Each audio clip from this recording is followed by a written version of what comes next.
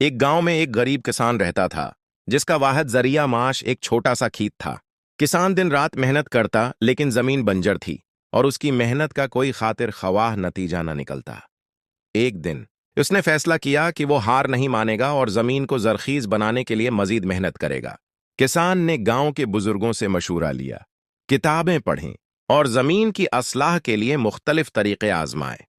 اس نے کھیت میں قدرتی کھاد ڈالی، پانی کی صحیح تقسیم کی اور فصل لگانے کے جدید طریقے اپنائے۔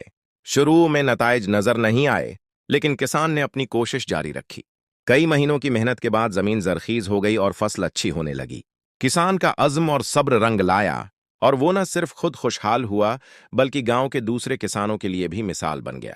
یہ کہانی ہمیں سکھاتی ہے کہ مشکلات چاہے جتنی بھی ہوں، اگر ہم مسلسل محنت اور صبر کریں تو کامیابی ہمارے قدم چومتی ہے۔